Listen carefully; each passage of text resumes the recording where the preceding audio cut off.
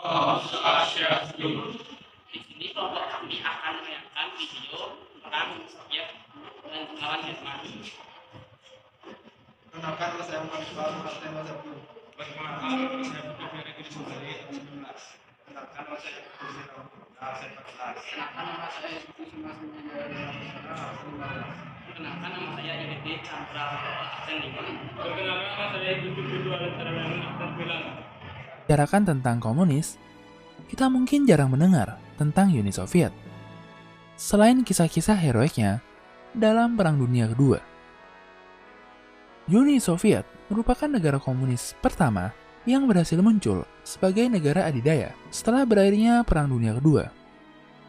Sebagai pewaris dari kekasaran Rusia, Uni Soviet berhasil memperluas wilayahnya hingga ke Eropa Tengah melalui berbagai negara satelit yang mungkin lebih dikenal dengan istilah Pakta Warsawa.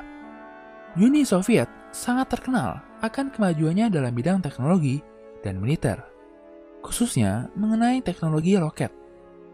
Berkat kemajuannya di bidang tersebut, Uni Soviet mampu mengirimkan manusia pertama, Yuri Gagarin, ke ruang angkasa dan kembali dengan selamat ke bumi, lengkap dengan poster promosinya yang berjudul "Aku Tidak Melihat Tuhan di Sana".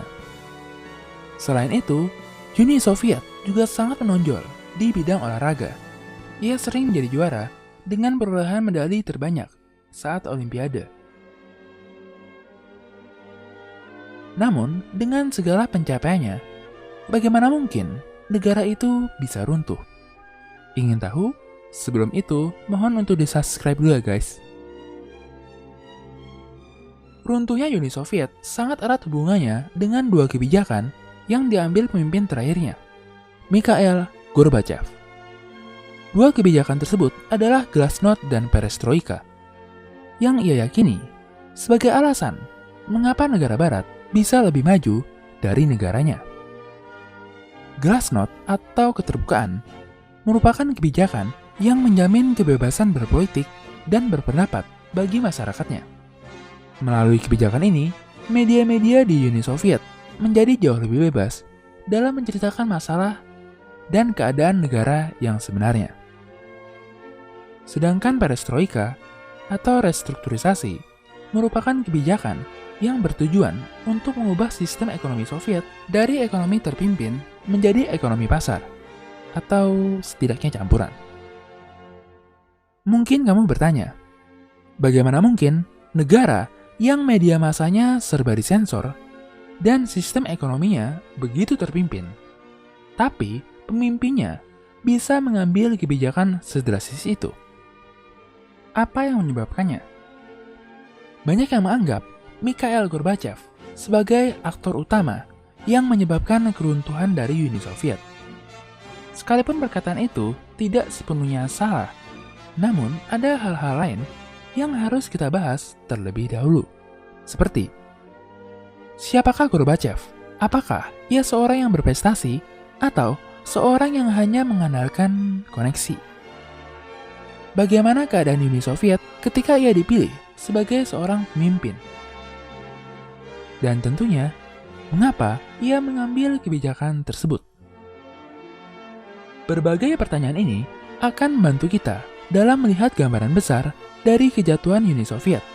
Dengan mempelajarinya, kita tentu dapat mengambil hikmatnya untuk diterapkan dalam kehidupan kita masing-masing.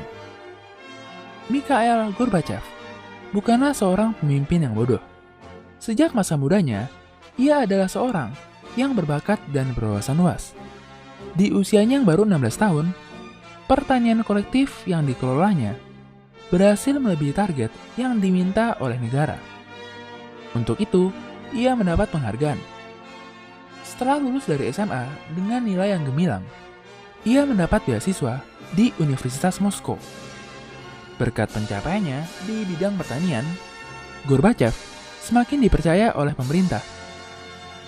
Sehingga baik koneksi maupun karirnya meningkat dengan pesat. Sekalipun demikian, ketika ia menjabat sebagai pemimpin Uni Soviet, ia semakin melihat bagaimana negaranya begitu tertinggal jika dibandingkan dengan negara-negara barat. Baginya, hal ini tidak terlepas dari adanya korupsi dan berbagai kebijakan yang salah dari para pemimpin sebelumnya, seperti dengan melakukan intervensi militer di Afghanistan, maupun program-program militer yang sangat menghabiskan anggaran negara. Berbagai kebijakan tersebut membuat Uni Soviet gagal menggunakan anggaran yang ada dengan maksimal. Alhasil, kondisi ekonomi Soviet semakin tertinggal dengan negara-negara barat. Gorbachev melihat kondisi ini hanya dapat diperbaiki dengan memperkenalkan kebijakan-kebijakan yang bersifat revolusioner. Oleh karenanya, sebagai seorang yang sangat berwawasan, ia memutuskan untuk mengambil dua kebijakan, Glasnost dan Perestroika. Program Perestroika sebenarnya bukan merupakan kebijakan yang baru. Ketika Uni Soviet baru berdiri, sang pendirinya, Vladimir Lenin, sempat menjalankan ekonomi terpimpin. Namun, ketika ia melihat bahwa perekonomian negaranya justru mengalami penurunan, ia menggantinya dengan sistem ekonomi campuran. Setelah kematiannya, Soviet jatuh kepada Joseph Stalin. Ia langsung menggantikan sistem tersebut kembali ke sistem ekonomi terpimpin. Sistem itu terus berjalan hingga saat Gorbachev terpilih menjadi pemimpin dari Uni Soviet. Hal inilah yang mungkin menginspirasi Gorbachev dalam mengambil kebijakan barunya. Dengan keterbukaan media atau Glasnost, ia percaya dapat memaksa para pemerintah Uni Soviet untuk bekerja dengan lebih baik, lebih efisien, sekaligus dapat menekan tingkat korupsi. Mereka yang bekerja dengan baik akan semakin dihargai dengan liputan media, sedangkan mereka yang tidak bekerja dengan baik atau bahkan korupsi akan dihukum dengan media, sebelum dihukum dengan hukum yang berlaku. Sekalipun demikian, nampaknya ada harga yang harus dibayar dalam menjalankan kebijakan-kebijakan tersebut, yaitu kepercayaan rakyat, mata uang yang sangat penting bagi setiap pemerintah.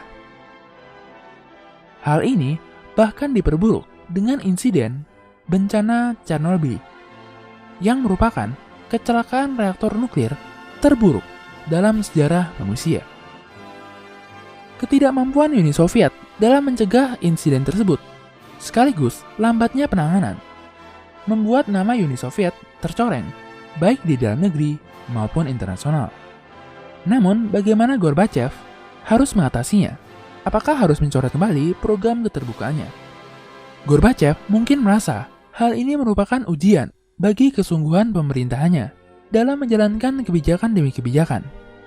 Ia percaya modernisasi memang membutuhkan proses dalam mencapainya. Ia mengingat bagaimana pemimpin Rusia yang dikenal dengan nama Peter the Great berhasil membawa modernisasi bagi Rusia dan mengejar ketertinggalannya dari Barat. Keadaan ekonomi Soviet yang semakin memburuk memaksanya untuk memotong anggaran yang tidak terlalu penting atau diperlukan. Dari berbagai bidang, yang dipilih oleh Gorbachev adalah militer, KGB, dan subsidi untuk negara Pakta Warsawa. Oleh karenanya, kita bisa melihat bagaimana setelah kepemimpinannya, Soviet mulai mengurangi jumlah senjata nuklir beserta infrastrukturnya. Sekalipun terdengar indah dan mengejar perdamaian, pada dasarnya kebijakan tersebut merupakan bagian dari pemotongan anggaran militer, khususnya dalam bidang perlombaan senjata dengan negara barat yang sangat memboroskan anggaran dari Uni Soviet. Gorbachev bahkan melangkah lebih jauh lagi dengan memberikan kebebasan yang lebih luas bagi negara-negara satelit di Uni Soviet, mirip seperti kebijakan otonomi daerah di Indonesia. Kebijakan otonomi atau non-intervensi inilah yang pada akhirnya mengakibatkan peristiwa runtuhnya tembok Berlin.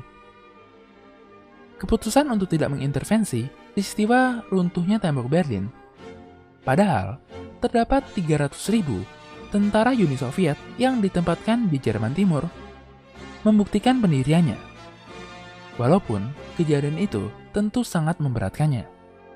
Gorbachev pasti bermaksud baik, dalam menjalankan berbagai kebijakan dan reformasi bagi Uni Soviet. Namun, pada tanggal 25 Desember 1991, segala keputusan yang diambilnya justru membawa Uni Soviet, negara tempat kelahirannya, runtuh setelah 74 tahun berdiri. Bagaimana pendapatmu tentangnya?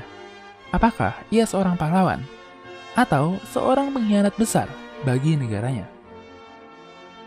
Namun, sebelum kamu berkomentar, kami ingin menceritakan bagaimana peristiwa serupa seakan pernah dialami oleh Indonesia, yaitu pada tahun 1999 saat Timur Timur melepaskan diri. Saat itu, Gorbachev Indonesia, Presiden Habibie dengan berat hati setuju Timur Timur merdeka dari Indonesia. Kebijakan yang diambilnya seakan membuat Indonesia diejek di kalangan internasional dengan menyatakan bahwa Indonesia hanya pandai berbicara, kemerdekaan adalah hak segala bangsa. Padahal mereka sendiri juga menjajah bangsa dan negara lain. Namun, bagi kami, keputusan non-intervensi yang diambil oleh pemerintahan Presiden Habibie, khususnya setelah referendum itu terjadi, justru menunjukkan bagaimana Indonesia berusaha untuk melaksanakan amanat yang tertuang dalam Undang-Undang Dasar 1945 yang menyatakan bahwa sesungguhnya kemerdekaan itu adalah hak segala bangsa, dan oleh sebab itu, maka penjajahan di atas dunia harus dihapuskan karena tidak sesuai dengan pri kemanusiaan dan pri keadilan. Jadi, bagaimana komentarmu atas semua kejadian ini? Kami sangat ingin melihat komentar-komentarmu di kolom komentar.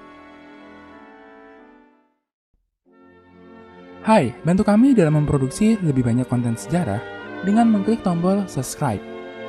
Dan jangan ragu untuk memberikan saran, komentar, atau pertanyaan.